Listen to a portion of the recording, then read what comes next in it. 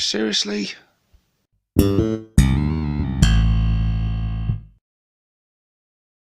Hey guys, and welcome to another news video with myself, 6 Plus Stevo. So it is Monday.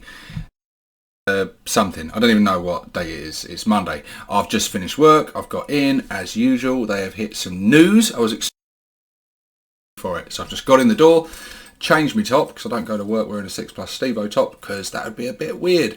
But yeah, so I've got in, and we've got the news that they promised us a couple of weeks ago, saying about revealing more information about a character with a certain affinity for grots. The next day or two later, we found out that was Zodgrod. So with this news, they are revealing a bit more information in how he works on the tabletop. So without further ado, let's get into it. Handsome looking fella that he is. Right, here we go. So, believe it or not, this runt herd was exiled for being nice to grots. Okay, shall I read that out in my Orky voice? Let's just skip that bit. Let's get to the juicy stuff. Welcome back to Here We Go, our regular feature looking at the greatest, greenest things coming soon to the 41st millennium. Last time we caught sight of what passes for a doctor among the beast snaggers, and this week we're sticking with the science theme by checking in with the only orc who's ever heard of behavioural psychology. I'm not sure that's actually true, because if you look into the lore of Nasdreg, especially particularly with like human slaves and stuff, it wasn't your typical sort of orc slaver, put it that way. But anywho, moving on. So here we are with the lovely looking Zodgrod. I really like this miniature. I know some people have said about the old the one eye, like the old miniature used to have the patch over the eye and stuff, and where's that gone, and why has he suddenly had two eyes back? And some other people have said, look, maybe he always had two eyes and he just wore a patch for the look. Maybe, I don't know, who knows. I'm sure someone out there knows. I don't actually know enough about the old lore of this character. I know the gist of it, but I'm sure there's some out there who have got a highly detailed knowledge of his lore. But Zodgrod Wortsnagga has always had some funny ideas, but by far his most outlandish is that the humble downtrodden grot could be trained and enhanced into a productive member of orc society. It's definitely a strange theory, one for which he is mercilessly derided by his fellow greenskins, but perhaps strangest of all is that he's right. He is right. Through a combination of shiny objects, enticing fungal treats, and a few vials of the Pain Boy's special brew, Zodgrod succeeded in creating a new breed of super runt. Possessed of greater strength, intelligence, and frankly alarming levels of problem-solving ability.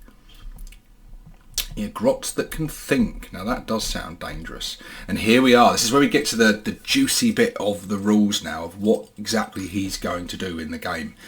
So we've got this rule, super runts. At the start of the first battle round, select one Gretchen core unit from your army to be Zodgrod's super runts. Each time a model in that unit makes an attack, add 1 to that attack's hit roll. That unit can shoot while performing an action without that action failing. This is very, very, very good. So it doesn't specify, first of all, on the attack, it doesn't specify melee, it doesn't specify shooting, it just says attacks.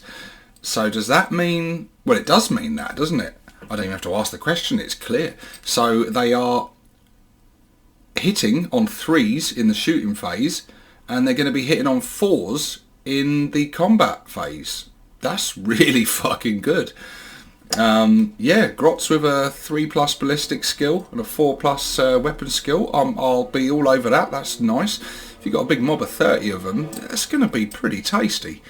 But then I think the best bit, because grots are crap, we know that in combat, so they are a bit crap, aren't they? But with these additions, that's going to make them a bit better, but they're still not really going to do anything amazing. They're just going to be a bit better. I think the real juicy bit of this comes in the next bit. That unit can shoot while performing an action without without that action failing. That is really nice. So a lot of in 9th edition we get a lot of secondary objectives that require you to not do anything else and to perform that action. Raise banners and things like that, which can make a lot of difference in the game. But a lot of people veer away from them ones because obviously doing that action, then you're not going to be shooting, you're not going to be doing other, you know, good stuff.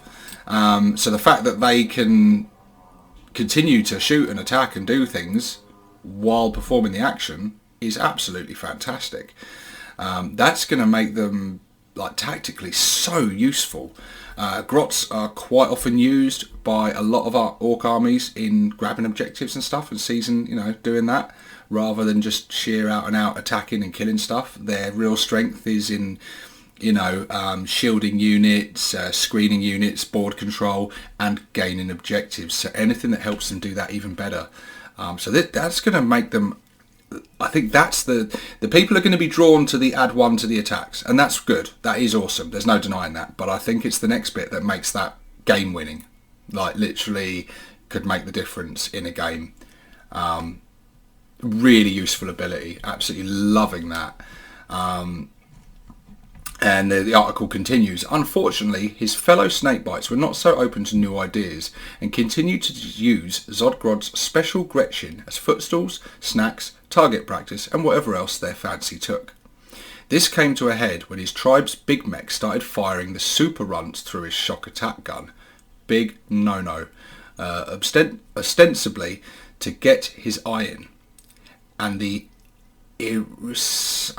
irascible runt herd snapped. I'm sorry, I can't pronounce that word or spell it. The nearby orcs were highly impressed at how Zodgrod had managed to crunch the mech down small enough to be launched through his own gun, but not impressed enough to save him from exile along with his surviving grots. Surprisingly, this turned out to be the best thing for the runt herd, as now he embraces the freebooting lifestyle and sells the services of his powered up grots to the highest bidder.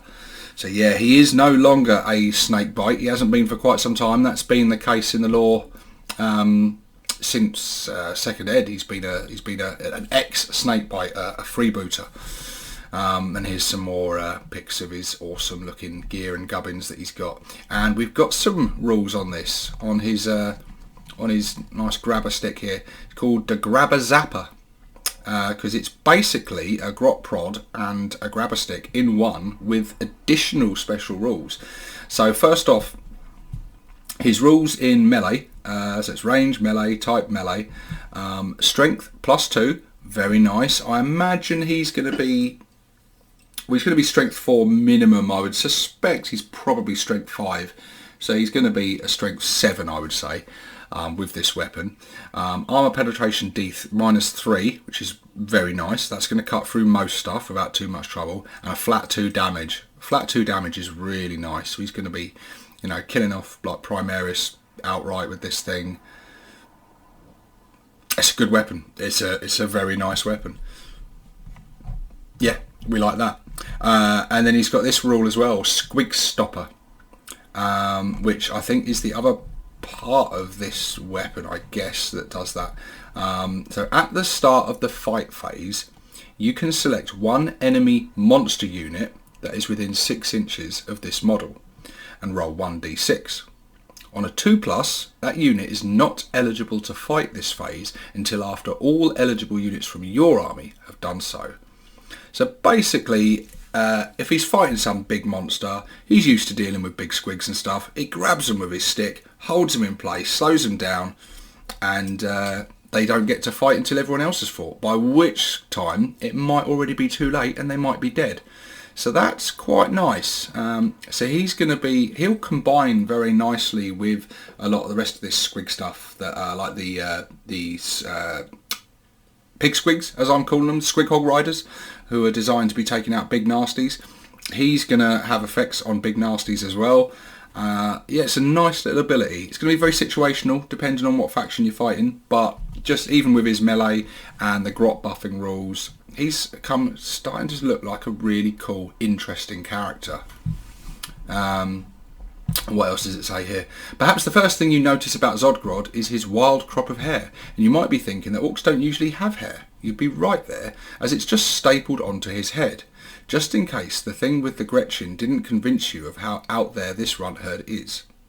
It's also a great callback to his original appearance all the way back in 1994. God, it's making me feel old. Where he had a wild mohawk of epic proportions. And here we are, the old classic miniature here. Which is characterful, is of its time, has a lot of charm and nostalgia attached to it. I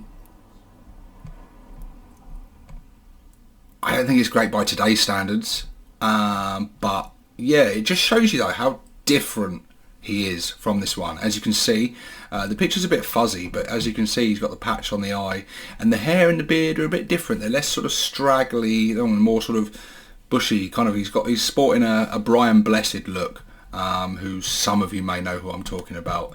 UK viewers probably know better, but yeah, he's got, I don't know, he's got a charm in that. I personally, I prefer the new one. The teeth gained from setting out his surprisingly effective services also helped him pick up a custom-built grabber stick, affectionately named Grab Zapper.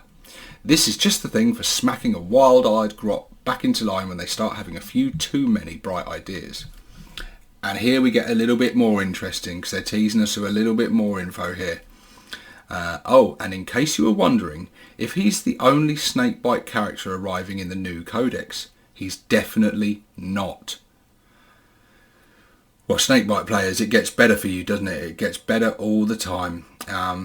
After all, the squig riding side of the beast snaggers can't just have a few knobs on smasher squigs, which we saw during Warhammer Fest Online, leading them around, can they? So it doesn't go into anything else there.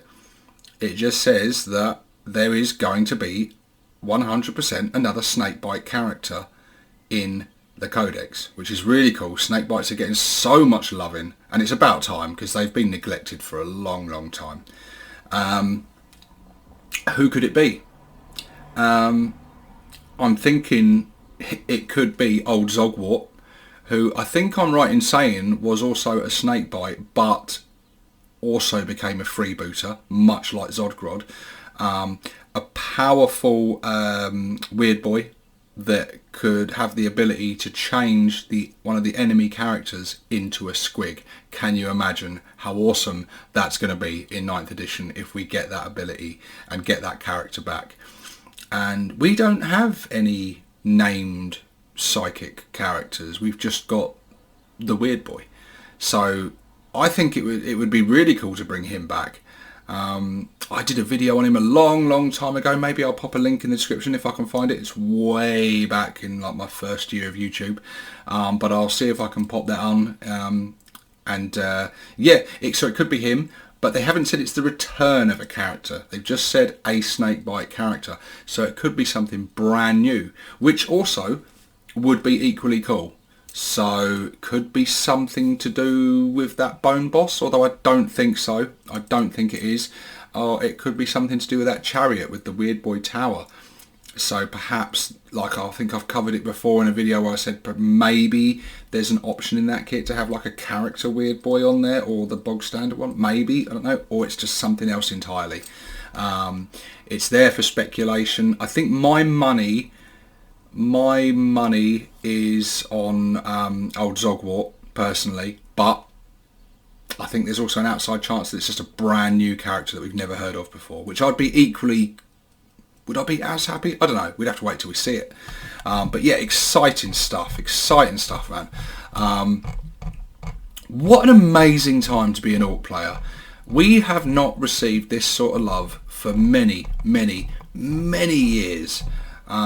Even our biggest releases you can think of, when we had things like the Gorkanaut and Morkanaut and the Flyer, or when we had the Buggies, none of that is on a scale like this.